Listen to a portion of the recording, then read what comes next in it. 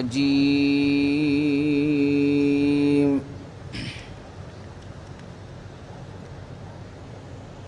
بسم الله الرحمن الرحيم.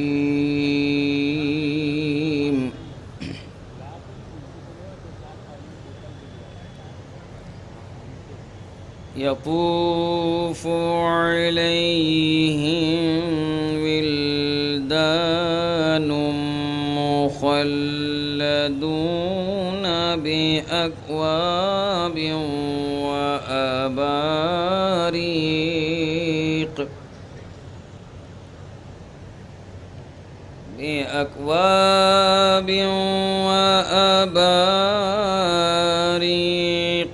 وكأس من معين لا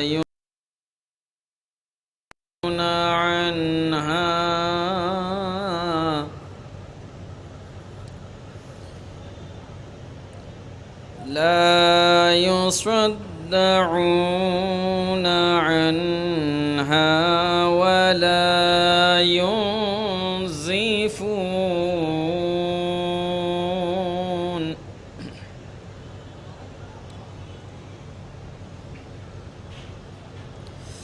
وفاكهة مما يتخيرون ولحم طير مما يشتهون.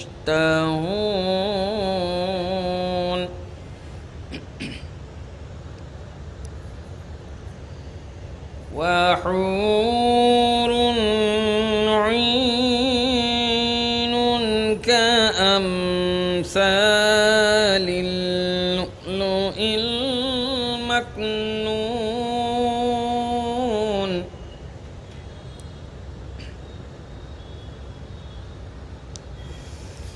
جزاء بما كانوا يعملون.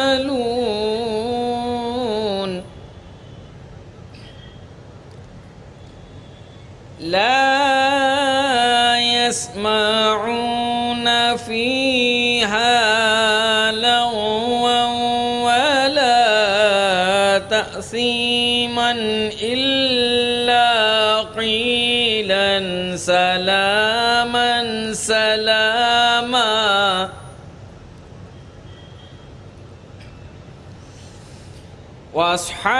وأصحاب اليمين ما أصحاب اليمين.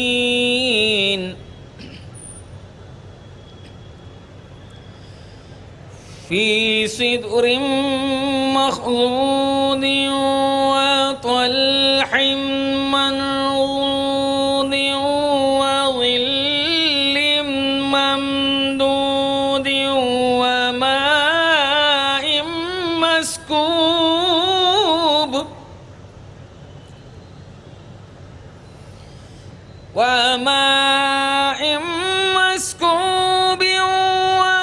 وفاكهة كثيرة لا مقطوعة ولا ممنوعة.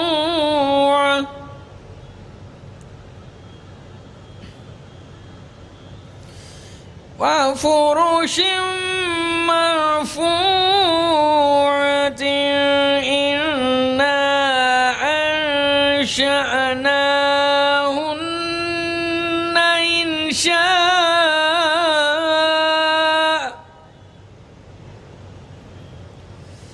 فجعلناهن أبكارا عربا أترابا لأصحاب اليمين. صدق الله العلي العظيم. اللهم صل على محمد وآل محمد اب میں بہت ہی ادب و احترام کے ساتھ گزاروں علی جناب مولانا کمال الدین اکبر صاحب قبلہ سے تشریف لائیں اور مجلس سے خطاب فرمائیں. نعرہ صلوات.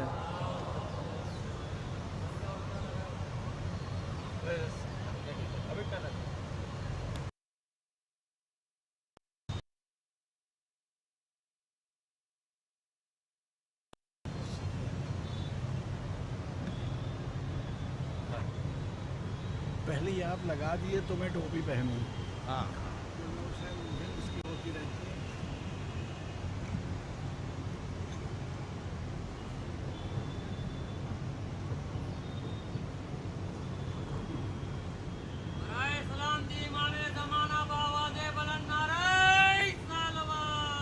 اللہم صلی علی محمد. اب آپ اس کو جیسے جائے گا ٹھیک ہے.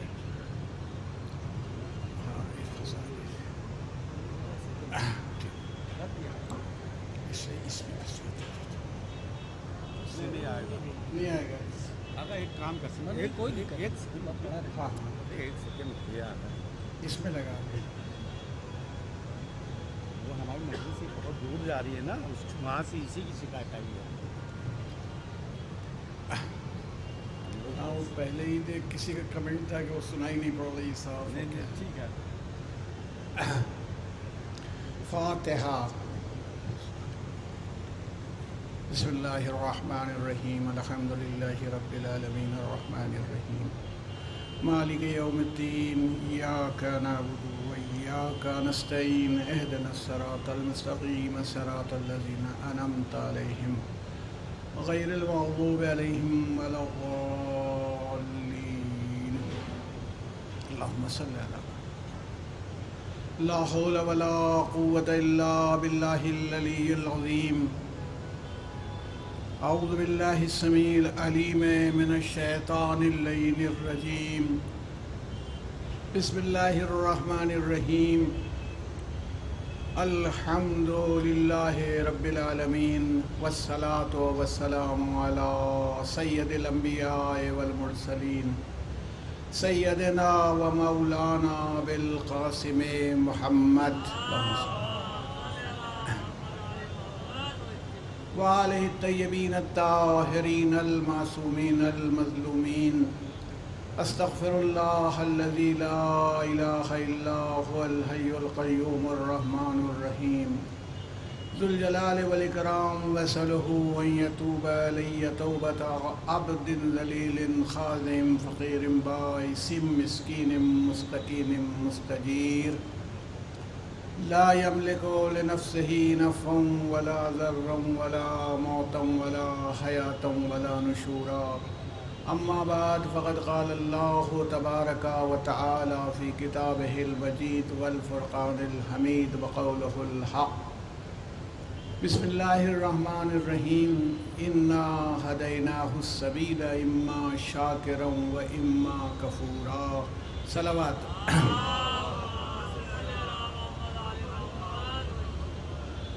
معزز سامعین اور عزاداران امام عالی مقام, یہ اپنے سلسلے میں آج یہ تیسری مجلس ہے اور میں آپ حضرات اور تمام اپنے محترم خواتین کا بھی انتہائی شکر گزار ہوں کہ آپ جس توجہ اور سنجیدگی سے میری کجمج بیانی کو برداشت کر لیتے ہیں اور سن لیتے ہیں.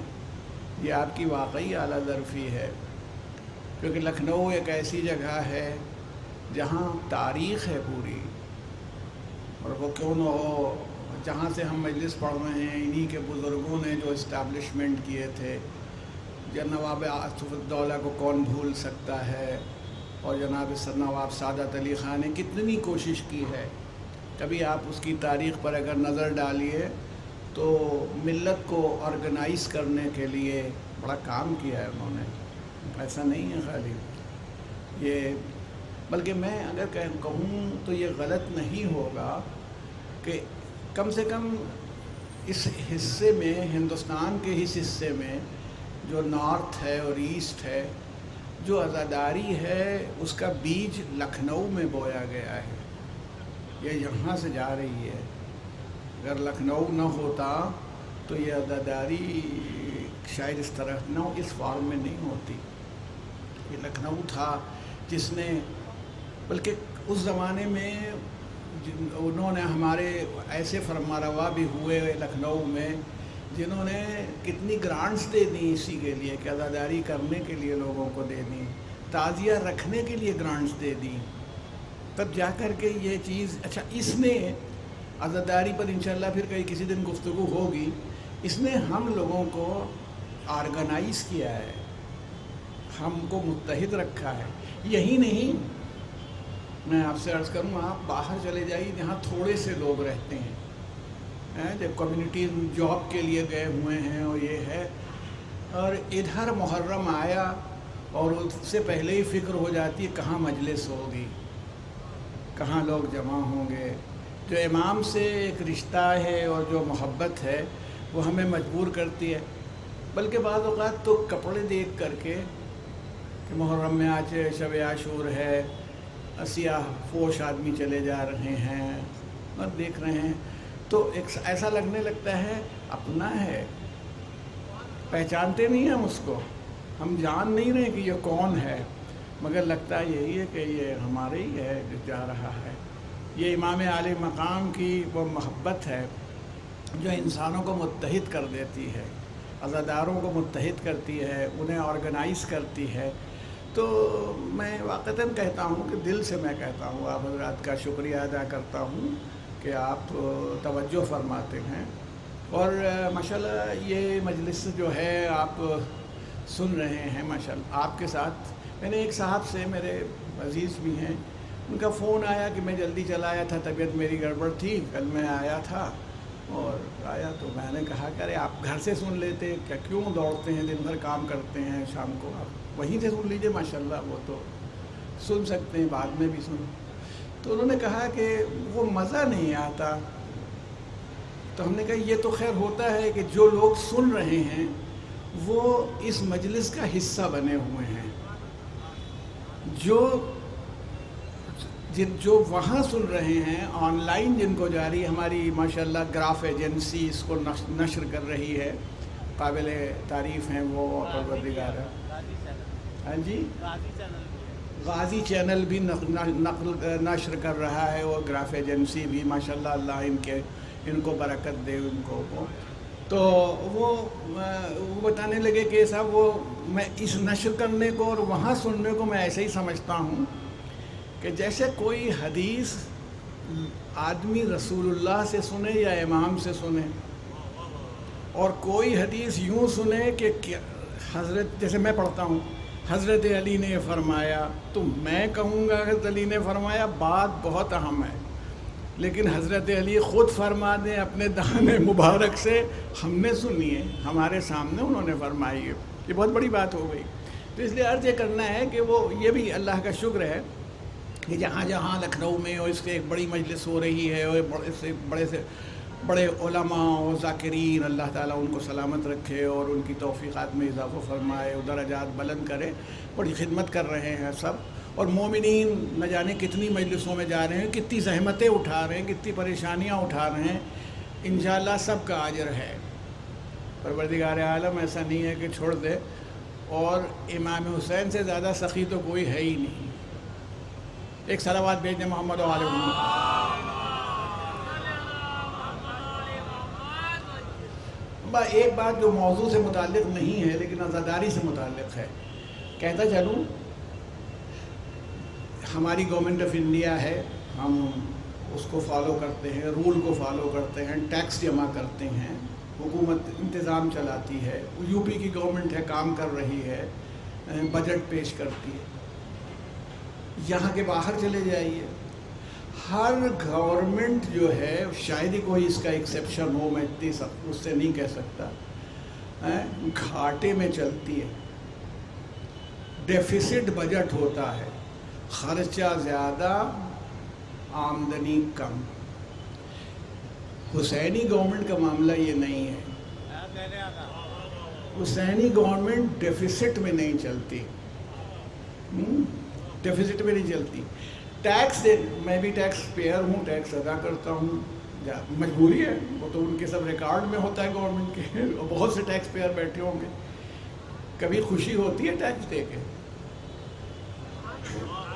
کسی کو خوشی ہوئی ہو تو بتا رہے یار اب کی 2.5 لاکھ لگ گئے، اب کی 2.5 لاکھ چلے گئے، اب کی 3 لاکھ چلے گئے. اچھا یہ تو ٹیکس کا حال ہوتا. خمس نکالا، جانتے ہیں کہ ثواب ہوگا، خمس ادا کیا ہے کہ ثواب ہوگا، خمس کا بہت ثواب ہے. زکوٰۃ نکال دی، فطرہ نکالا، جتنے اللہ کے حکم سے جتنے ہیں نکالنے کے بعد بھی ایک کسک دل میں آدمی کے رہتی ہے. جانتا تو ہے کرنا چاہیے. پیچھے سے آپ بتائیے جس طرح سے آپ مجلس میں شرکت فرما رہے ہیں اسی جذبے سے نماز پڑھ پائے ہیں؟ کبھی نماز پڑھنا ہے، کبھی نماز میں دماغ ادھر جا رہا ہے کبھی ادھر جا رہا ہے. مومن ہے، جانتا ہے پڑھنا چاہیے، پڑھتا ہے، سب کچھ ہے. یہ سب ساری دنیا میں یہی ہوتا ہے. امام حسین پر خرچ کرنے والے سب بیٹھے ہوئے ہیں اپنی حیثیت اور اپنے اس کے اعتبار سے. کسی کو خرچ کرنے کے بعد افسوس ہوا ہے؟ کوئی آدمی کہ اب کی بہت خرچ ہو گیا ہے. وہ ہمارے یہاں پہلے ہی دن ماشاءاللہ یہاں ان کے یہاں کہہ رہے تھے بہت لوگ آ گئے، جو ان کے ایکسپیکٹڈ تھا اس سے زیادہ لوگ آ گئے تھے، مگر خوش تھے زیادہ لوگ آ رہے ہیں. ابھی ان کا حصہ بٹ رہا ہے، اچھا کمائیں یہ نہیں. تو مومن عزادار جو ہوتا ہے اس کی محبت کا تقاضا ہوتا ہے کہ جب عزا کا دور ختم ہوتا ہے، عزا کا معاملہ ہٹتا ہے تو خیال ہوتا ہے جیسا ہونا چاہیے ویسا نہیں کر پائے.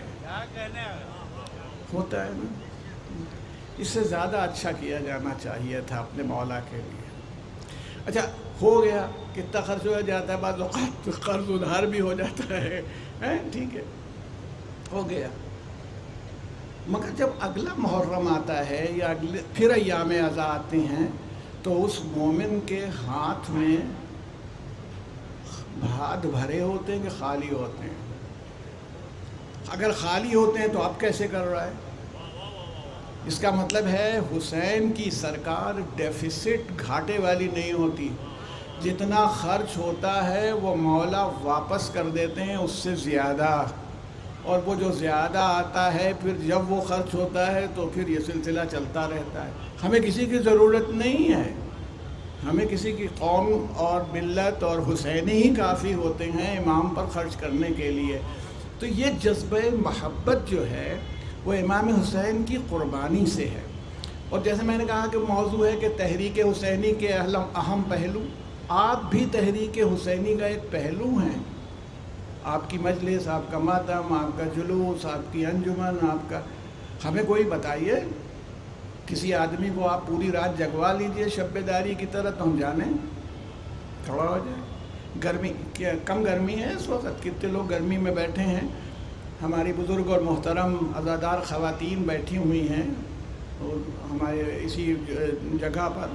آپ یہ بتائیے وہ حجاب کے ساتھ بھی ہیں، اس طرح زحمت سے بیٹھی ہوئی ہیں، پسینے پسینے سب لوگ ہو جائیں گے، لیکن جب جائیں گے تو خوش ہو کے جائیں گے کہ مولا کا ماتم کر کے آ رہے ہیں، اپنے آقا کا ماتم اپنے آقا کی عطا کر کے جا رہے ہیں. یہ بہت بڑی بات ہے جو امام عالی مقام نے اپنی قربانی سے ہمیں عطا فرما دی.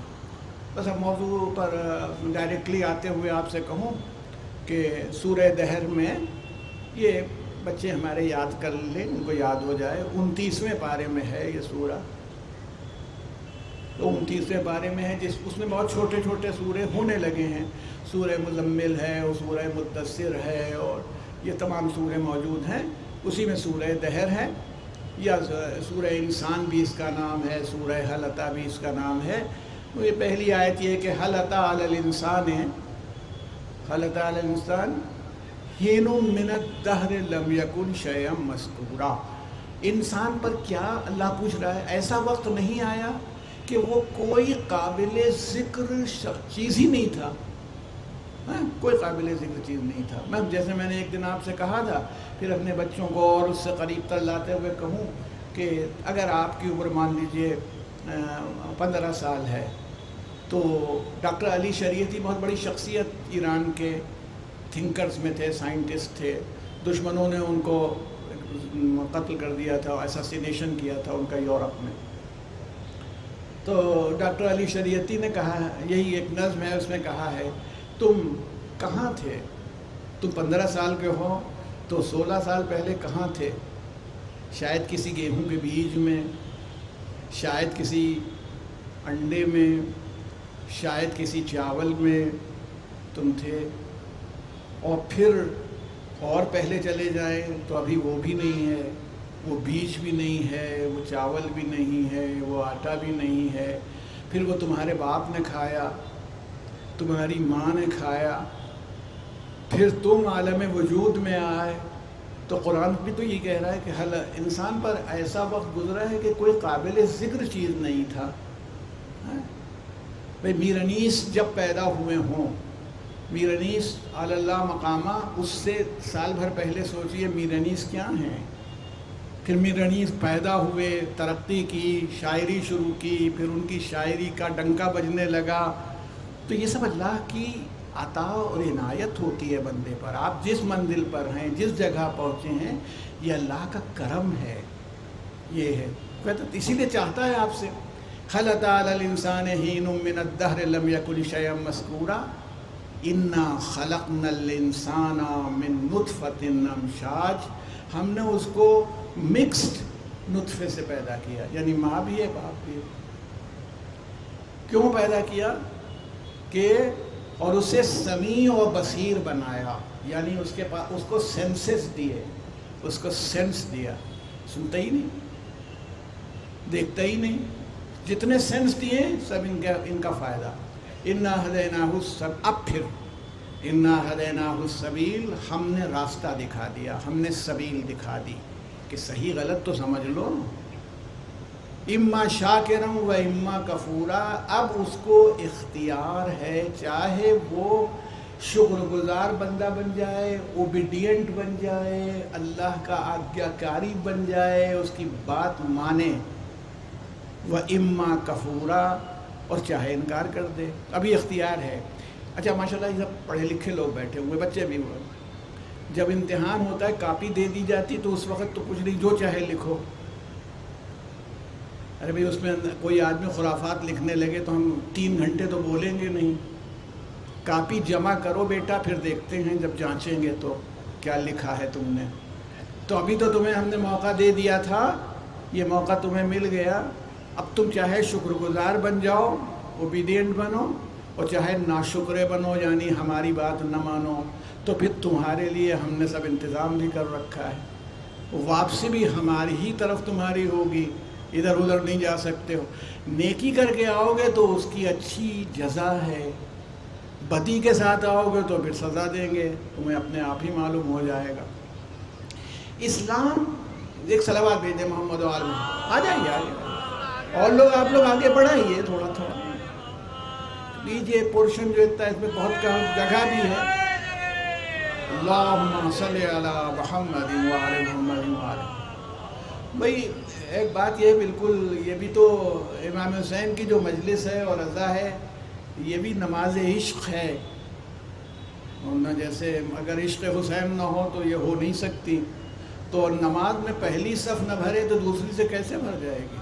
اگر پہلی صف میں مومن نمازی نہ ہو تو دوسری صف والوں کی نمازی نہیں ہوگی. اتصال ہوتا ہے، اتصال ہوتا ہے، کنیکشن ہوتا ہے. نماز میں کنیکٹ ہوتی ہے. وہ آگے امام صاحب ہیں، اس کے بعد جو آدمی آیا اس نے کنیکٹ کیا، پھر ادھر والے نے، پھر پیچھے والے نے، پھر پیچھے، یہاں سے وہاں تک نماز ہوتی رہے، کنیکشن ہوتا چلا جائے گا، کنیکٹ ہوتی. تو جیسے آپ حضرات، یہ بھی ہے کہ کون، بلکہ آپ ماشاءاللہ جب حسینی حضرات ہیں، خدا جزائے خیر دے، سلامت رکھے. کوئی حسین کا کربلا میں ناصر پیچھے تو رہا ہی نہیں، ہر آدمی بڑھتا چلا جاتا تھا. مولا ہم ہیں. بلکہ میں تو کہتا ہوں ایسے ناصر بھی کہ حسین نے اپنی نماز میں ان کو اپنے سے آگے کھڑا کر دیا. جناب سعید ابن عبداللہ حنفی اور جناب زہیر ابن قین سے کہا آگے کھڑے ہو جاؤ، کسی دن ذکر کروں گا آپ سے. تو جہاں اچھا ہے موقع ہو تو اچھا لگتا ہے. ہم لوگ تو کلاس، مانی بات ہے کہ آپ سے میں اس طرح بات ہی نہیں کر سکتا. جب میں پڑھاتا ہوں کلاس میں، اگر آگے کی سب کی سیٹس خالی ہوں تو ڈانٹ پڑ جائے اسٹوڈنٹس کو. وہ ہمارے ایک پروفیسر تھے کیمسٹری میں، BSc میں پڑھاتے تھے، پروفیسر AK ڈے. ان کے کلاس میں لوگ پیچھے بیٹھنے سے بھاگتے تھے. وہ پڑھاتے پڑھاتے ایک بار سوال پوچھتے تھے جب، تو کہتے تھے لاسٹ مین آن دا بینچ، ان کا اسٹائل تھا. تو کوئی مجبوری طور پر بیٹھا رہتا تھا لاسٹ مین، ورنہ سب آگے جمے ہوئے. وہ سوال ہمیشہ آخری آدمی سے کیا کرتے تھے. ایک صلوات بھیجتے محمد وعلیہ بس یہ ہے. تو اسلام نے، امام حسین نے تو وہی چیز بچائی جو اسلام لایا تھا. امام علی مقام نے وہی چیز دنیا کے سامنے پیش فرمائی جو اللہ کے رسول نے بتا دی تھی، قرآن میں اتار دی گئی تھی. اللہ کے رسول نے اسی لیے تمام مسلمان، میں نے کہا ہے کہ اتنی اسٹیبلشڈ حدیث نہیں ملے گی کہ میں تمہارے درمیان دو وزنی چیزیں، ویٹ والی چیزیں چھوڑتا ہوں، کلو کے حساب سے نہیں، عظمت کے حساب سے. اور آپ سے زیادہ کون اس کو جانے گا. ابھی چلے نماز پڑھنے جلد بازی میں تھے، ایک سجدگاہ کو ٹھوکر لگ گئی پیر سے. اب وہ پیش نماز ہیں تب بھی رک کر کے خدا نہ خستہ قرآن مجید ہاتھ سے چھوٹ کے نیچے گر گیا، ارے ہل کے رہ گیا. بلکہ ہمارے ہاں تو بہت سی جگہوں پر طریقہ یہ ہے کہ قرآن ہاتھ سے غلطی سے بھی گر جائے، جان بوجھ کے تو کوئی نہیں کرے گا، گر جائے تو اتنا ہی ایسا کوئی فقہی مسئلہ میں نے نہیں دیکھا، تو اسی کے برابر غلہ جو تھا وہ خیرات کیا جاتا تھا کہ ہم سے غلطی ہو گئی ہے بھائی ہم صدقہ کر دیں اللہ کو راضی کرے. اگرچہ ایسا کوئی فقہی مسئلہ شاید نہیں ہے. تو کہنا یہ ہے کہ آپ تو اس عظمت کے قائل ہیں اور اس کو سمجھتے ہیں کہ یہ نہیں ہے. تو جب اسلام آیا تو قرآن اور رسول نے بتایا کہ میں نہیں رہوں گا، ابھی تو میں ہوں. تو قرآن کی تفسیر، کیسے قرآن نماز پڑھی جائے جیسے رسول اللہ پڑھتے ہیں، روزہ کیسے رکھا جائے جیسے رسول نے رکھا، لوگوں کے ساتھ برتاؤ کیسا ہو جیسے رسول اللہ کرتے تھے، آپ نے کیا. اور ایک معاشرہ بنایا، مدینہ منورہ میں ایک معاشرہ تیار کیا. اللہ کے رسول نے معاشرہ کیا بنایا تھا جب پہنچے مدینے، پہلے مکے میں بھی کیا تھا پھر مدینے میں. مدینے کے جو رہنے والے تھے جنہوں نے رسول اللہ کو دعوت دی کہ آپ آئیے مسلمان ہو گئے، وہ انصار کہلائے، نصرت کرنے والے، مددگار. اور جو یہاں سے گئے تھے، مکے سے باہر سے آئے تھے، وہ مہاجر کہلائے، ہجرت کرنے والے، مائیگریٹ کرنے والے، یعنی جو اپنا وطن چھوڑ کے مدینے چلے گئے. اب دیکھیے آج تک پاکستان میں کتنا زمانہ ہو گیا، ہندوستان سے بہت سے لوگ گئے تھے، وہ مہاجر ہی ہیں. 3 پشتیں ہو چکی وہ اس معاملے میں ہم لوگ بہتر ہیں بھائی. ہم جو سردار جی آئے ہیں ان کو مہاجر نہیں کہتے، ان کو اپنا ہندوستانی ہی مانتے ہیں جو آئے ہیں وہاں سے. جو ہندو آئے ہیں ان کو ہم اس زمانے میں وہ شرنارتھی تھے، اب نہیں، اب انڈین ہیں، ان کی اولادیں انڈین ہیں. تو کہنا یہ ہے کہ وہ مہاجر اور انصار 2 گروہ تھے نا، خطرہ تھا. تو رسول اللہ نے ان کو ملانے کے لیے ایک مہاجر کو دوسرے انصار کا بھائی بنا دیا. پہلے وہاں مکے میں مہاجر کو مہاجر کا بھائی بنایا تھا، ہے نا. اچھا وہ بھائی بنا دیا. اسی میں ہے کہ حضرت علی علیہ السلام نے پوچھا کہ آپ نے مجھے کسی کا بھائی نہیں قرار دیا. اللہ کے رسول نے کہا یا علی انت اخی فی الدنیا والآخرہ، اے علی تم دنیا میں بھی میرے بھائی ہو اور آخرت میں بھی میرے بھائی. پہلے اس اسٹینڈرڈ کا بھائی تو آوے کہ تمہارا بھائی بناؤں. تو جو علی ابن ابی طالب کو کہا، وہاں بھی یہی کہا اور یہاں بھی یہی کہا، بنایا تاکہ یہ جو آپس کا ٹکراؤ ہے یہ ختم ہو جائے سماج میں. یہ چھوٹا، یہ بڑا، یہ ختم کر دیا جائے. رسول اللہ نے بنایا. قرآن نے کہا کیا کہ جو قرآن نے کہا تھا انما المؤمنون اخوہ، بالتحقیق مومنین بھائی ہیں ایک دوسرے کے. اب کہیں کہو تو انما المؤمنون اخوہ والی بات جو کہی تھی کہ مومنین ایک دوسرے کے بھائی ہیں، وہ اس طرح سے ایک معاشرہ بنایا. اب اس معاشرے، تو یہ میں نے کہا تھا کل آپ سے بات کرتے وقت کہی تھی، ایک کیا چیز تھی کہ ایک طرح کا ایبسلوٹ جسٹس، کوئی ہو بحث یہ نہیں ہے، ہمارا ہے باہر کا ہے صحیح، اگر صحیح ہے تو صحیح، غلط ہے تو غلط، یہ نہیں ہے کہ دیکھ کر کے کہ کون ہے اور انصاف ہونے لگے۔ رسول اللہ صلی اللہ علیہ وآلہ وسلم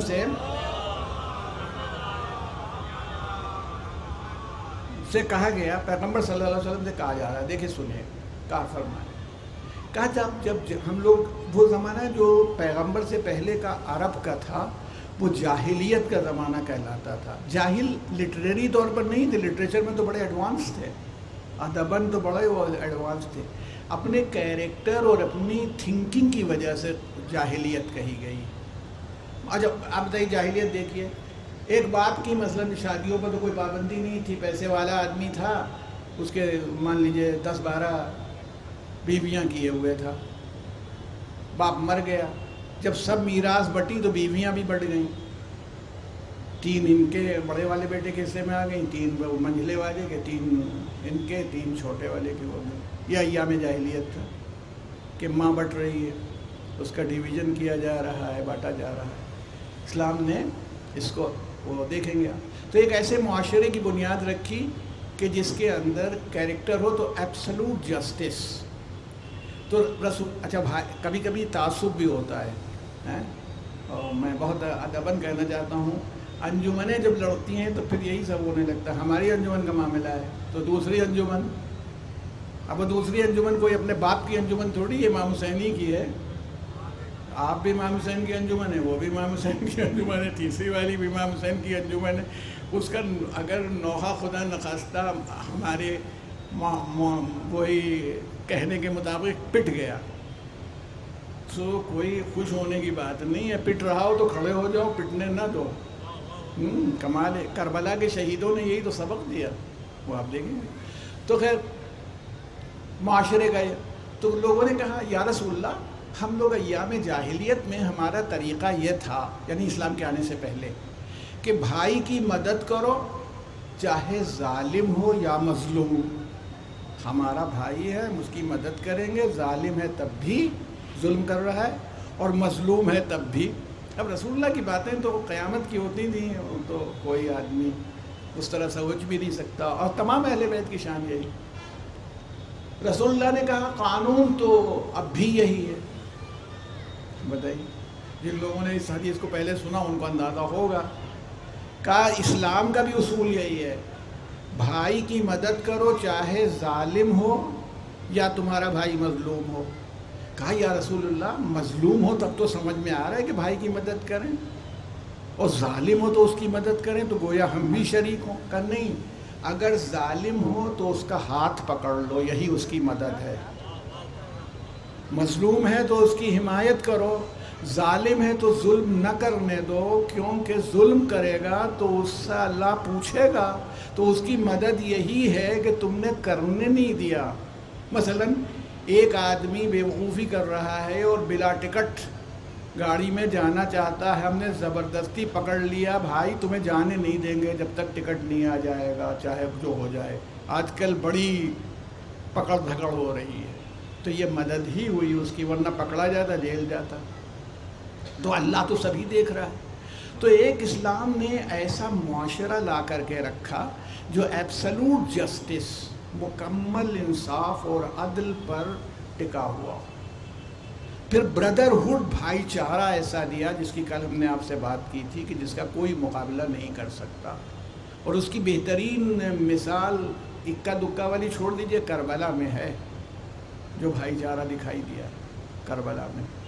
اور نہ جانے کتنے قبیلوں کے لوگ تھے، بنی ہاشم تو کربلا میں کل 18 تھے، جو ان کے امام حسین کے خاندان کے لوگ کہے جائیں، اور 72 مشہور ہے، مگر شہداء میں 72 سے زیادہ تھے، کیونکہ یہ 72 ہمارے بزرگ علماء نے کہا ہے کہ وہ لوگ ہیں جو سپاہی کہلانے کے مستحق ہیں، ورنہ شہید ہونے والا تو 6 مہینے کا بچہ بھی ہے، تو وہ 72 میں کیا شامل کیا ہے؟ سپاہی تو نہیں ہے، وہ چھوٹا سا بچہ 11 سال کا شہید ہو گیا تو وہ بھی ہے، 13 سال کا بچہ شہید ہو گیا، ایسے بوڑھے جو لڑ بھی نہیں سکتے تھے، خالی اونٹ پر بیٹھ کے چلے آئے تھے، وہ سپاہی نہیں تھے۔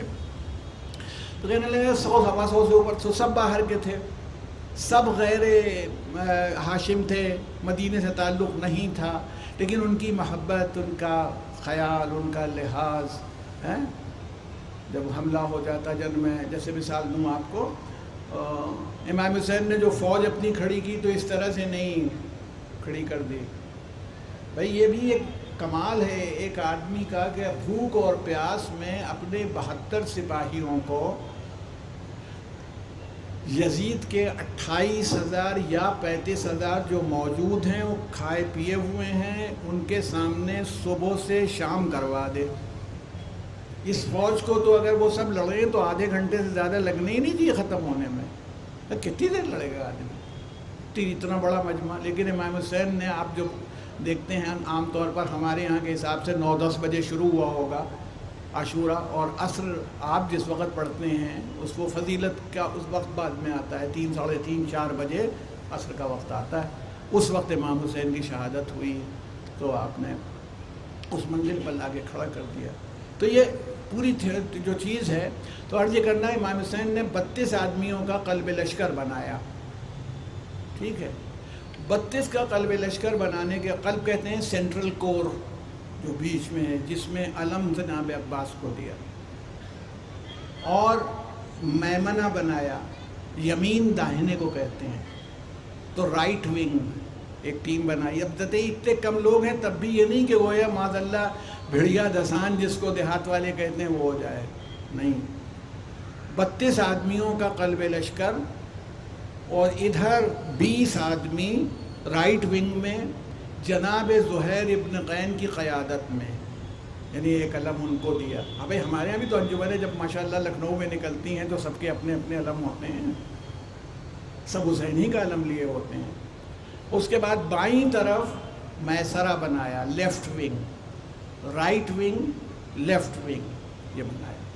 بائیں طرف کا میسرہ آپ نے اپنے دوست جناب حبیب ابن مظاہر جو فقیہ تھے ان کو علم دیا. یہ تمہارے یہ 20 تمہارے ساتھ ہیں، یہ 32 ادھر ہیں، یہ سب کو. اور جنگ شروع ہوئی. جب جنگ شروع ہوئی تو میسرے پر شمر نے 500 آدمیوں کے ساتھ حملہ کیا ہے. آدمی کتنے ہیں؟ 20.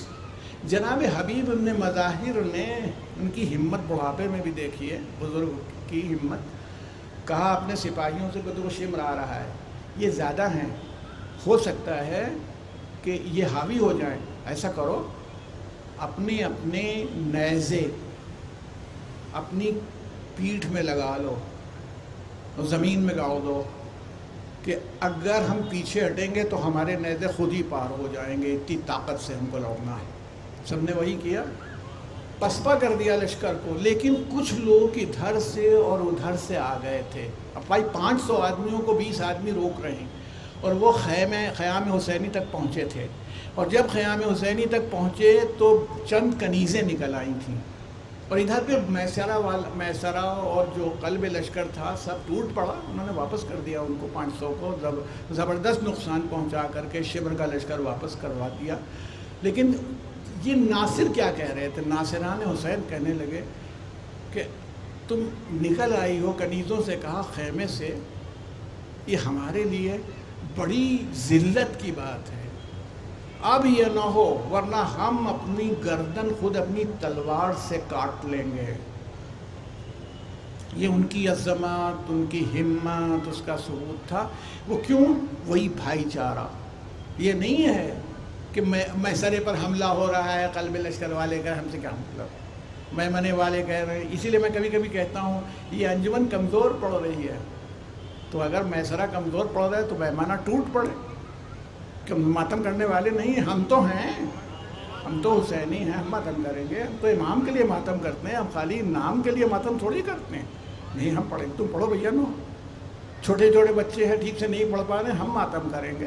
کیونکہ ہمیں تو حسین قرض دے کے گئے کہ اگر میسرے پر حملہ ہو جائے تو میمنہ ٹوٹ پڑے، قلب لشکر آ جائے، قلب پر ہو جائے دونوں طرف سے آ جائیں، میمنے پہ ہو تو میسرے والے آ جائیں. یہاں تک کہ یزید کے اس لشکر کو یہ کہنا پڑے کہ ہم نے ایسے بہادر نہیں دیکھے بسر والے. تو میں یہ کہنا چاہتا ہوں جلدی جلدی اپنی بات کو تمام کرتے ہوئے کہ وہ ایبسلوٹ جسٹس मुकम्मल अदल। वो देखिए, मैं दस्त वस्ता मुझे आता भी नहीं वो नसीहत वसीयत करना, वो है ये हर जगह होना चाहिए, ये मिजाज होना चाहिए। ये एब्सोल्यूट जस्टिस ख़तरा रहता है ना, भाई को भाई के साथ भी होना चाहिए, खाली यही नहीं, बेटे और भतीजे के मौके पर भी आके एब्सोल्यूट जस्टिस होना चाहिए। सास को बहू के साथ भी एब्सोल्यूट जस्टिस करना होगा, मिजाज बनाना। बहू को बहुत से लोग यहाँ तो अल्लाह का शुक्र है वो ऐसी मामलात नहीं हैं, बहुत सी उसमें आता है कि वही औरतें जो अपनी माँ के वृद्धाश्रम जाने पर मार गुस्सा हो रही होती हैं अपनी भावच पर, खुद अपनी सास को रवाना करती हैं वृद्धाश्रम। तो कानून तो एक ही है भाई, आज आपने हमारे साथ किया है, कल आपके साथ होगा। कुरान क्या कह रहा है? जिसने एक आदमी को जिंदा कर दिया, बचा लिया, उसने पूरी कायनात को बचा लिया। आप एक आदमी की जान बचा लें, यानी मैं कहता हूँ वो आज तो बहुत आसान है, बहुत ब्लड डोनेशन आपने किया है, खून दिया है, एक मरने वाला बच गया। कुरान कह रहा है तुमने पूरी कायनात को बचा लिया, सारी दुनिया को तुमने बचा लिया। और अगर एक को नाहक कत्ल कर दिया तो सब को कत्ल कर दिया है। एक के साथ ज़्यादती की तो सब के साथ ज़्यादती की है। यानी वो जो निज़ाम था वो इस्लाम लेके आया था, उस निज़ाम को जिसकी हमको भी पाबंदी करनी है। मैं आपसे बार बार कहता हूँ और फिर कहता चलूँ कि एक बात याद रखिए, नमाज वाजिब है, पढ़ना पड़ेगी, नहीं पढ़ेंगे तो गुनहगार होंगे।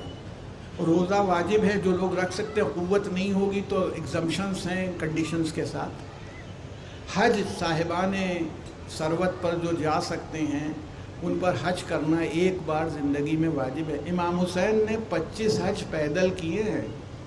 आप हुसैनी हैं, आप हवाई जहाज़ से भी नहीं जा पा रहे हैं, और इसमें हज़ारों बहाने होते हैं, अभी लड़की की शादी नहीं हुई, अभी तो ये काम नहीं हुआ, अभी मकान बनवाना है, और अभी ये हो जाए, ये सब नहीं होता। आखिर में बहुत से लोग आ जाते हैं और ताल कटोरे की करबला लेके चले जाते हैं, या मसलन जो करबला है गुफराबाद चले जाए, यहाँ चले जाएँ। नहीं, अल्लाह सब काम बना देगा, पहले हिम्मत करके आप तो उसके रास्ते में बढ़िए। क्या ये है तो हो जाता है, हिम्मत करेंगे तो। मगर हज उसने एक मरतबा आप पर वाजिब किया। इमाम हुसैन ने वाजिब हज तो किया, 25 हज पापयादा किए पैदल, यानी, और तकरीबन कितना 400-500 किलोमीटर का फासला है मदीने से मक्के का, और आज की तरह की सड़कें नहीं हैं, रेगिस्तान से चलना है और जाना है हज करने के लिए। इमाम अली और दीगर इमाम ने भी किया, ये नहीं है कि अकेले इमाम हुसैन ने किया। ये सब लोग जो पहुँचे हैं हज करने के लिए, आप देख रहे हैं कि ये गए हैं तो अल्लाह ने, मगर ये किसके लिए किया है? अगर हम और आप गौर करें, ये अमल करने वाले के अपने करेक्शन के लिए किया है, वो सही हो। ईमान एक दिन में नहीं आता, ईमान एक दिन में तरक्की नहीं करता, करते करते होता है। हज़रत अली की मुनाजात है, 3 मिसरों में थी, वो मफातिहुल जिनान में है भी। इलाही कफ़ा भी इज़्ज़त अनकून लका अब्दा, ऐ अल्लाह मेरी इज़्ज़त के लिए यही काफ़ी है कि मैं तेरा बंदा हूँ। व कफ़ा भी फ़ख्रन अन तकून अली अब्दा, और मेरे फ़ख्र के लिए, मेरी बोस्टिंग, फ़ख्र करना बुरी बात है, बोस्ट करना, मैं तो वो, मैंने तो ये कर दिया, मैंने वो, अच्छी बात नहीं। लेकिन मौला कहते हैं मेरे फ़ख्र के लिए यही काफ़ी है कि मैं तेरा बंदा हूँ, तुझ जैसे रब का बंदा हूँ। तो इलाही कफ़ा भी इज़्ज़न लका अब्दा व कफ़ा भी फ़ख्रन अन तकून अली रब्बा अंत कमा उहिब्बु, तू वैसा ही है जैसा मैं चाहता हूँ। रब तू वैसा है जैसा रब मैं चाहता हूँ, तो फिर मुझे वैसा बना दे जैसा तू चाहता है कि बंदा हो। मैं वैसा बंदा बन जाऊँ जैसा बंदा तू चाहता है। अंत कमा हुब्बु, تو کما تحبنی، جیسا تو میرے لیے چاہتا ہے مجھے ویسا بنا دے، ہے نا؟ یہ مفاتیح الجنان میں یہ مناجات امیر المومنین ہے۔ تو اس کا مطلب ہے کہ ایک کریکشن ہمارے ساتھ جو لگا ہوا ہے، یہ عبادات وہ کریکشن کرنے کے لیے، یہ مجلس بھی وہ کریکشن کرنے کے لیے ہیں کہ صحیح بات سامنے آئے اور عزادار جتنے ہیں وہ طے کریں کہ ہم یہ کریں گے، اور ویسا نظام ہم کہتے ہیں ساری آپ کی ذمہ داری ساری دنیا کی نہیں ہے، آپ اپنے گھر میں عدل قائم کر دیجئے، آپ اپنے خاندان میں کر دیجئے، اپنے محلے میں، اپنی انجمن میں، اپنے شہر میں قائم کر دیجئے۔ حسین نے حق کو چند لوگوں کے ساتھ ایسا اسٹیبلش کر دیا کہ یزید کی ساری اسٹریٹجی فیل ہو گئی۔ کوئی حکومت، دیکھیے امام عالی مقام سے پہلے، غور کیجیے گا، امام عالی مقام سے پہلے بہت سی ایسی باتیں ہیں، میں ممبر سے نہیں اختلافی بات کوئی نہیں کروں گا، کہ جو اسلام کا حصہ بن گئی تھی نہیں۔ بہت سی باتیں ہیں، پڑھے لکھے حضرات تشریف فرما ہیں، اور اب ان کے لیے گویا لڑنے مرنے پر لوگ تیار ہیں کہ نہیں، رسول اللہ کے زمانے میں نہیں تھی، رسول اللہ کے بعد میں آ گئی۔ اور جن لوگوں کو تلاش کرنا ہو، وہ حافظ جلال الدین سیوطی کی کتاب ہے تاریخ الخلفاء، وہ کئی جلدوں میں ہے، اور دیوبند سے اس کا ٹرانسلیشن بھی اردو میں ہوا ہے، تو مل جائے گی۔ وہ بزرگ عالم دین، سنی بزرگ عالم دین ہے، انہوں نے اولیات، ہر بادشاہ اور خلیفہ کی اولیات لکھی ہیں، یعنی جو انہوں نے شروع کی، جو ان سے پہلے نہیں تھی۔ بہت سی چیزیں ہیں۔ کوئی حسین ابن علی کا کمال یہ ہے کہ آپ کی شہادت اور کربلا کے واقعے میں کسی بھی کے بعد کسی کی بھی ہمت نہیں ہوئی کہ دین میں کوئی چیز داخل کر دے۔ آپ نے سب کو وہیں تھام کر رکھ دیا جہاں پر تھا، اب اس کے آگے بڑھنے کی ضرورت نہیں ہے۔ تحریک حسینی کا سب سے خاص پہلو یہی ہے۔ آپ بتائیے، یزید نے جو شعر پڑھے تھے اور جو کہا تھا وہ ثابت ہوا؟ آ سکا؟ یزید کے بعد جو دوسرے لوگ آئے، آج بھی اگر میں کہتا ہوں سارے مسلمان، ساری دنیا کے مسلمان جمع ہو کے ایک نمائندہ الہی کا انتخاب کر لیں کہ رسول اللہ کے یہ نمائندے ہیں، ہم تمام مسلمان طے کرتے ہیں، ہوگا؟ نہیں ہو پائے گا۔ جو وہ بڑے پیسے ہیں، ان کے پاس دولت ہے، اور فلاں جگہ جا رہے ہیں، اور ہیرے موتی کی کار لگی ہوئی چلی جا رہی ہے، یہ سب ہو سکتا ہے، مگر دین میں داخل نہیں ہو سکتے۔ اللہ کا دین جیسے تھا ویسے ہی رہا۔ حالانکہ امام حسین کے زمانے میں آتے آتے حضرت کی شہادت کے بعد، حضرت کی شہادت ہو جانے کے بعد جو ہمیں واقعات ملتے ہیں وہ بہت عجیب واقعات ہیں۔ پہلے سال یزید نے امام حسین علیہ السلام کے ساتھ یہ جو کچھ کیا وہ تو بہت آپ اچھی طرح واقف ہیں۔ دوسرے 1.5 سال بعد مدینے والوں نے بیعت توڑ دی تھی، اتھارٹی کو، یعنی بغاوت کر دی یزید کے خلاف، یوں سمجھیے۔ جب بغاوت کر دی یزید کے خلاف تو اس نے کیا کیا کہ لشکر کشی کی، بھیج دی فوج، اور اتنا ڈرا ہوا تھا وہ حسین اور نمائندہ حسینی سے کہ اس نے کہا تھا پورے مدینے سے بیعت لینا، بنی ہاشم اور امام زین العابدین سے نہیں۔ اسے ایک بیعت کا حال معلوم ہو چکا تھا کہ کیا ہوا ہے۔ مدینے میں اس نے ایکسیپشن کریٹ کیا، امام زین العابدین سے سوال نہیں کیا گیا۔ اب مدینے والے کوئی لڑنے والی فوج تو تھی نہیں، یزید کا ہزاروں کا لشکر آ گیا تھا۔ انہوں نے دیکھے کیا کیا، کیسے برباد کرنے کی کوشش کی۔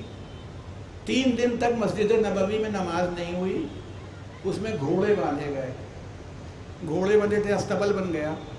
آج بتائیے آپ مسجد نبوی کو دیکھتے ہیں تو ایک ایک ذرے کو چومنا چاہتے ہیں، یہ استبل بنا دیا گیا۔ لوگوں سے بیعت لی گئی اس شرط پر کہ ہم یزید کے غلام ہیں، وہ چاہے ہمیں زندہ رکھے چاہے مار دے، ہمارا مال یزید کا مال ہے، اور جو ایسے بیعت نہ کرے وہ قتل کر دیا جائے، قتل کر دیا گیا۔ خواتین کی عزت محفوظ نہیں رہی، اب میں تفصیل میں نہیں جا سکتا۔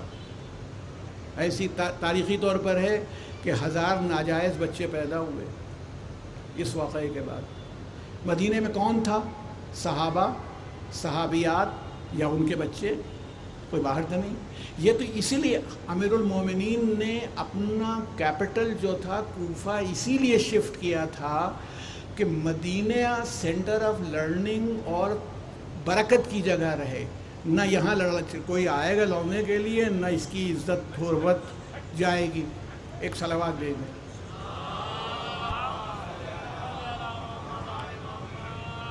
بھائی اس کی غلطی نہیں ہے، جب میں یزید کا ذکر کروں گا تو کیا ہوگا. تو میں کہہ رہی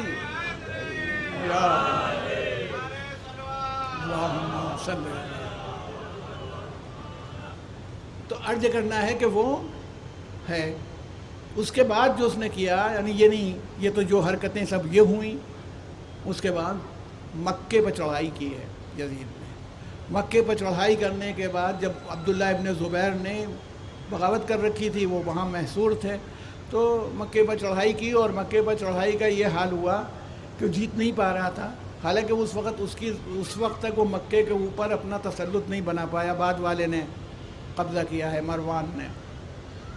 تو اس نے کیا کیا کہ تیر میں آگ لگا کر کے، کوئی وہی تیل ویل جال کے مارا گیا خانہ کعبہ کو. باہر سے تیر برسائے جا رہے ہیں، خانہ کعبہ کا غلاف جلنے لگا. جیسے چوما جاتا ہے، جس کے ٹکڑے لوگ لے کے جاتے ہیں اور فریم میں لگاتے ہیں، اس کو یزید نے جلا دیا.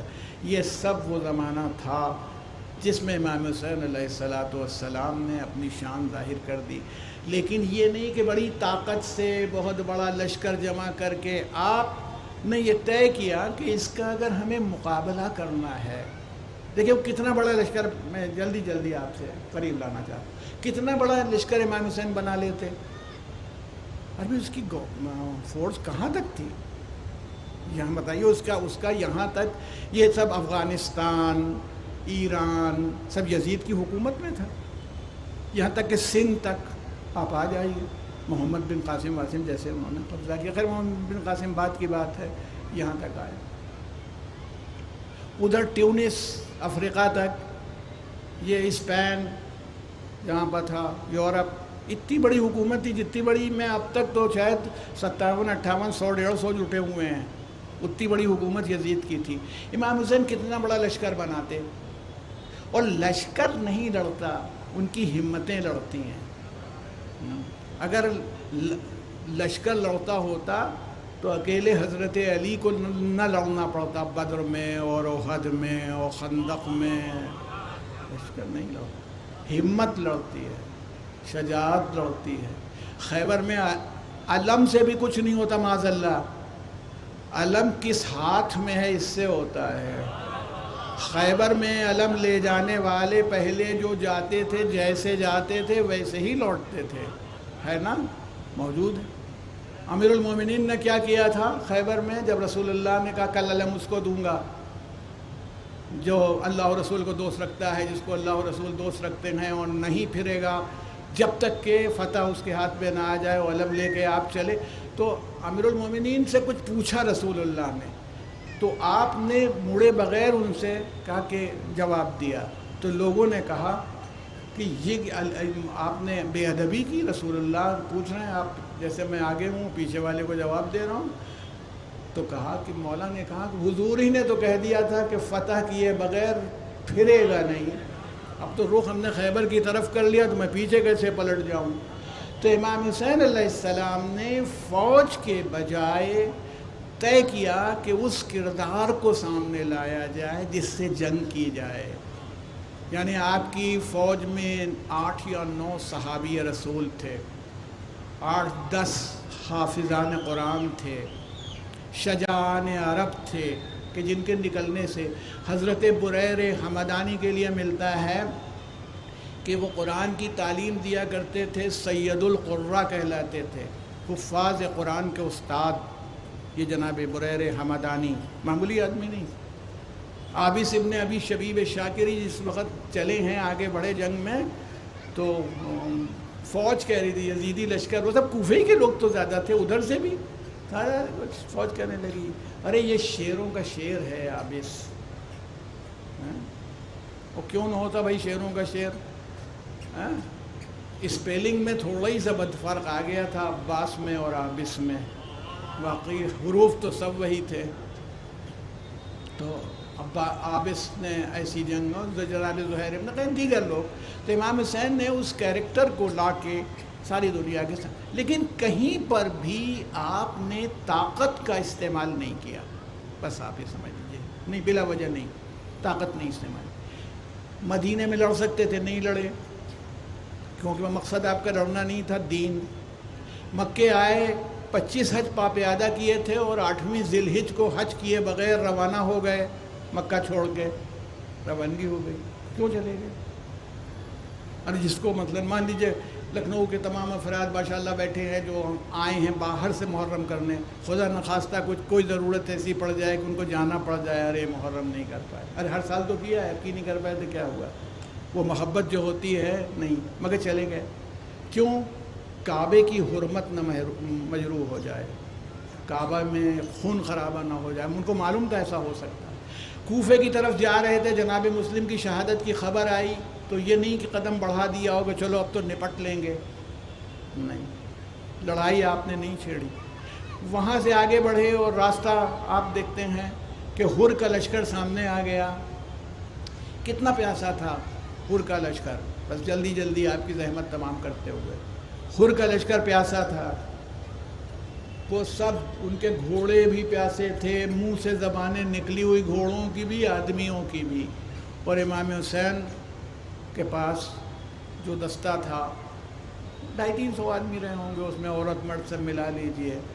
جب وہ آئے تو حضرت نے فرمایا ان کو پہلے پانی پلاؤ. انہوں نے پانی مانگا نہیں تھا، مانگنے کی ان کی اوقات ہی نہیں تھی، بول نہیں سکتے تھے، زبانیں باہر نکلی ہوئی تھی، مانگتے کیا. وہ تو سیدہ کا لال تھا جو اپنی چادر گروی کر کے مسکین کو کھانا کھلا دیتی ہے. وہ پوچھتا تھوڑی ہے کہ پیاسوں کو پانی کیسے پلایا جائے. آپ کے جو چاہنے والے تھے آپ کے ساتھ، ناصر آپ کی محبت میں، آپ کے اعزا کی محبت میں، کہنے لگے مولا بڑی سخت منزل ہے، یہاں دور دور تک پانی نہیں ہے، ہمارے ساتھ چھوٹے چھوٹے بچے ہیں، عورتیں ہیں، اگر ہم پانی پلا دیں گے تو ہمارا یہ کون آنے والے کون ہیں؟ حسین اور ان کے ساتھیوں کو گرفتار کر کے کوفے کے گورنر ابن زیاد کے پاس لے جانا چاہتے ہیں. کاہے کے لیے؟ قتل کرنے کے لیے. کوئی عام آدمی نہیں. بس وہ جیسے ہی ہوا اور کہا، اس نے امام حسین السلام نے فرمایا ہماری ضرورت کل کی ہے، ان کی اس وقت آج کی ہے، ان کی آج کی ضرورت پر اپنی کل کی ضرورت کو کیسے مقدم کروں. پانی پلایا جانے لگا. صاحب اب بتائیے، جب پانی پلایا گیا تو اس میں ایک راوی ہے علی ابن طعان محاربی، حر کے لشکر میں تھا. ان کی تعداد 1000 بھی ہو سکتی ہے اور 300 سے کم نہیں ہے، سپاہیوں کی اور گھوڑوں کی. تو علی ابن طعان محاربی جو تھا وہ کہنے لگا کہ میں اتنا بدحواس تھا کہ جب پانی پینے کے لیے میں دہانہ مشکیزے کا، دیکھیے ماشاءاللہ یہاں سبیل کا انتظام ہے آپ کے یہاں باہر، لیکن ایک بات یاد رکھیے، انتظام آپ نے کیا ہے اور صورتحال یہ نہیں پہلے سے. تو گلاس بھی رکھے ہیں، پانی کے جگ بھی رکھے ہیں، تب آپ پانی پلا رہے ہیں. اب اگر 300 ایسے پیاسوں کو جو مر رہے ہوں اور ان کے گھوڑوں کو پانی پلانا ہو تو یہ انتظام نہیں، کوئی سبیل لگانے کا انتظام نہیں تھا. تو وہ حالت یہ تھی کہ علی ابن طعان محاربی پانی کو منہ کی طرف نہیں لے جاتا تھا، کان کی طرف لے جاتا تھا. جب پانی لیتا تھا کان کی طرف لے جاتا تھا. حضرت نے اس سے کہا مگر سمجھا نہیں. بدحواسی میں مولا اٹھ کے آئے، مشکیزے کا دہانہ پکڑا، مشکیزے کا دہانہ پکڑ کے اس کو کہا جب تک آقا نے ہمیں پانی پلا نہیں لیا کھڑے رہے، اس کے بعد واپس گئے. اب بتائیے کہ ایک کیریکٹر یہ ہے انسانیت کا کہ یہ معراج ہے کہ دشمن کو پانی پلا رہے ہیں جو ہمارے خلاف آیا ہے. آپ کربلا کی جنگ کو، آج تو ذرا سی کوئی بات ہوتی ہے اس میں امام حسین دکھائی پڑنے لگتے ہیں، بھائی لڑو چلو، امام حسین نظر آنے نہیں، امام حسین لڑے نہیں. آپ بتائیے اب حر سے کیا کہا؟ اب سکون ہو گیا. ظہر کا وقت آ گیا. کہا تم اپنے آدمیوں کو نماز پڑھاؤ گے الگ سے یا ہمارے ساتھ پڑھو گے؟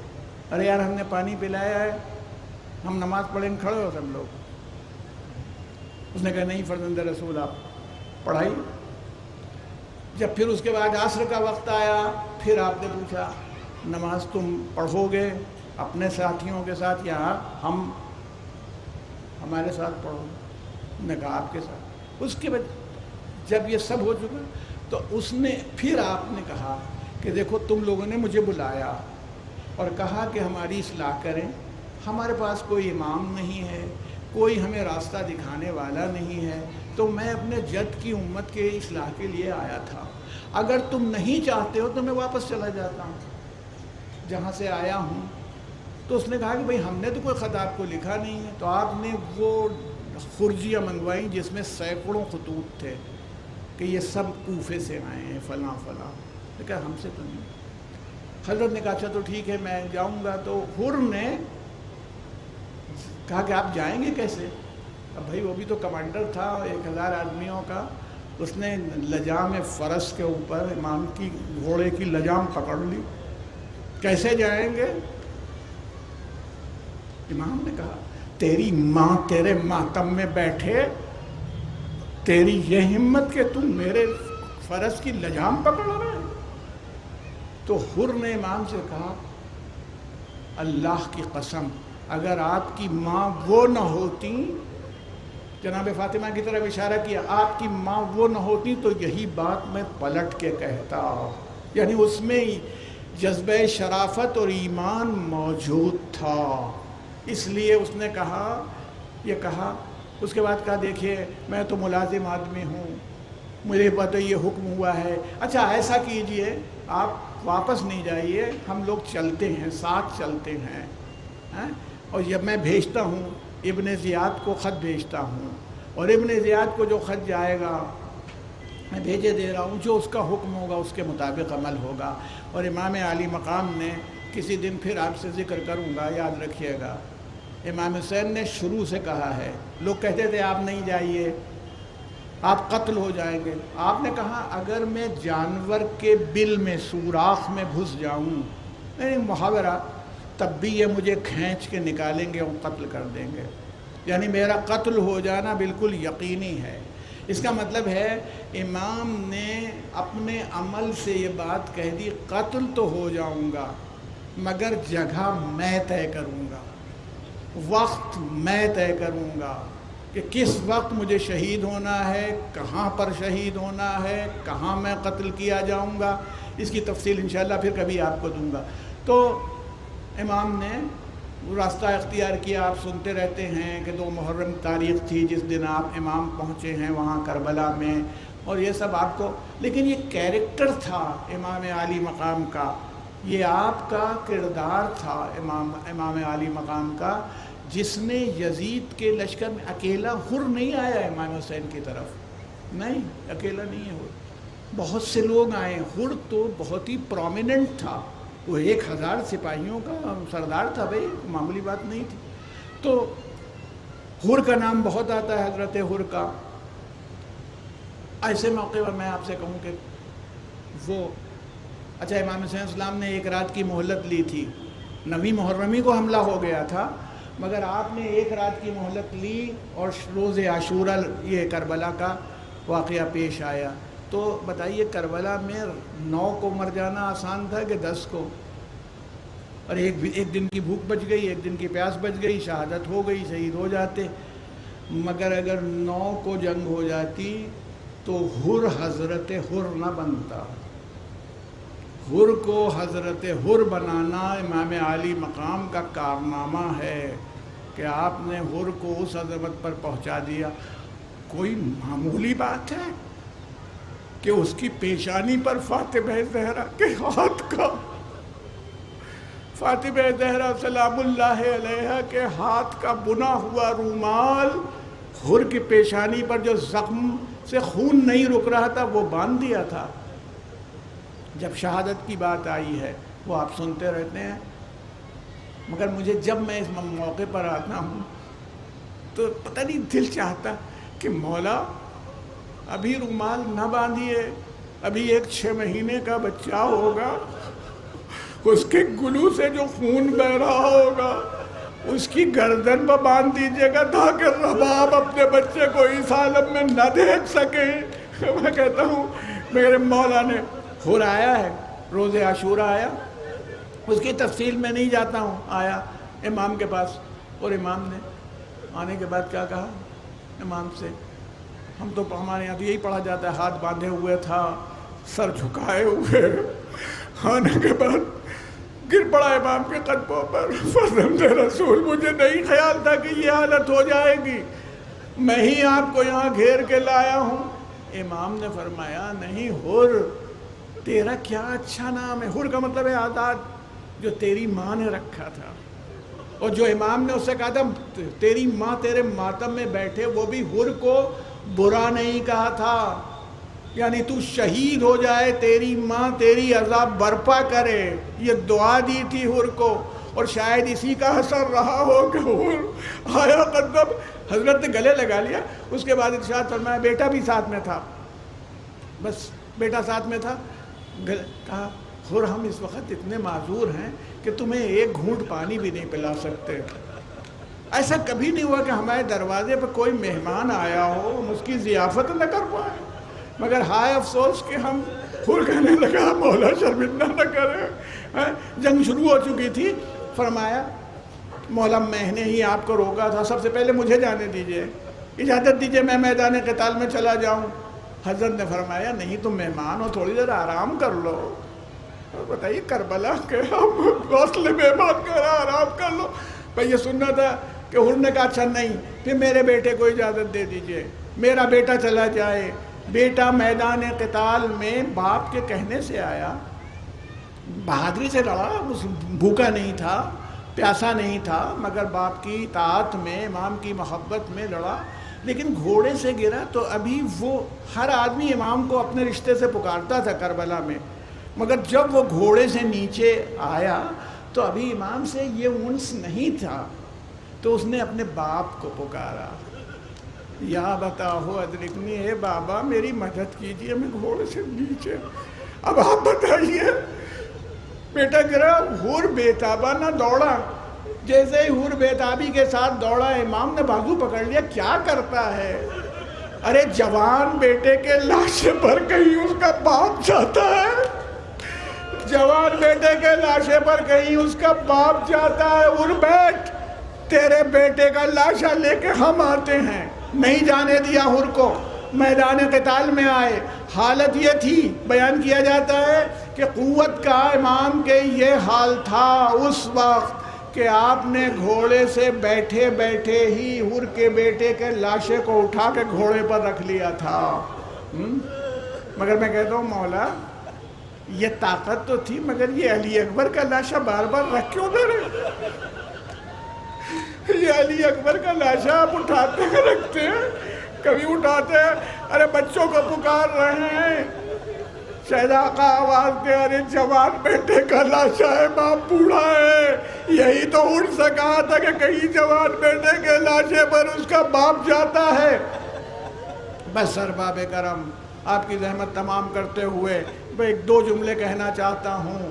جناب حر بےتاب ہو گئے، مولا اب تو اجازت دے دیجئے، بیٹا قربان ہو چکا تھا، آیا بڑی بہادری سے لڑے، جناب حر نے کمال کر دیا جنگ میں، زبردست آپ نے جنگ فرمائی، اور اس کے بعد جب میدان قتال میں شہادت کی منزل آئی اور آواز دی آقا کو، سلام کیا آقا میں رخصت ہوتا ہوں، تو حسین گئے، بھئی پانی یہاں نہیں پلا سکے تھے، ضیافت نہیں کر سکے تھے، اسی لیے تو حر کے قریب جانے کے بعد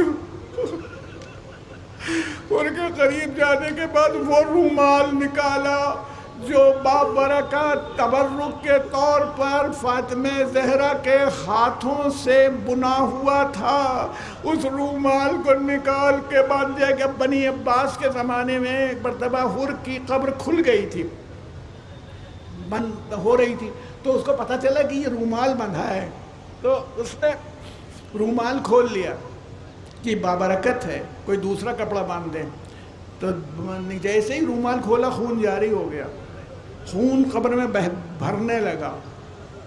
تو اس کے وقت کے علماء نے کہا کہ یہ فرزند رسول کے ہاتھ کا باندھا ہوا رومال ہے، زخم کو روکنے سے، خون کو روکنے کے لیے. ساری دنیا خون سے بھر جائے گی، خون رکے گا نہیں، سیلاب آ جائے گا. تو اس نے ڈر کے پھر اس رومال کو باندھ دیا. مگر میں کہتا ہوں مولا یہ وہ منزل ہے جہاں آپ مہمان کی ضیافت کر رہے ہیں. ذرا اپنے کو سوچئے، جس وقت آپ کی شہادت کا موقع ہوگا کوئی ایک نہیں ہوگا کہ جو آپ زخموں کا اس کے سہارا دے. صرف ایک بہن فریاد کر رہی ہوگی، اے پسر صاحب تو دیکھ رہا ہے میرا پاجایا ذبح کیا جا رہا ہے. سیعلم الذین ظلموا ای منقلب ینقلبون انا للہ و انا الیہ راجعون. آپ حضرات سے التماس ہے کہ مرتبہ سورہ حل کی تلاوت فرما کے جناب سعادت علی خان، نواب سعادت علی خان مرحوم اور ان کے تمام وارثوں اور ان کے تمام بزرگوں، مرحومین و مرحومات کو، اور جتنے حضرات اس وقت عزا میں آئے جو نہیں بھی آپ ان کے مرحومین و مرحومات کو ہدیہ فرما دیں. اللہم صلی اللہ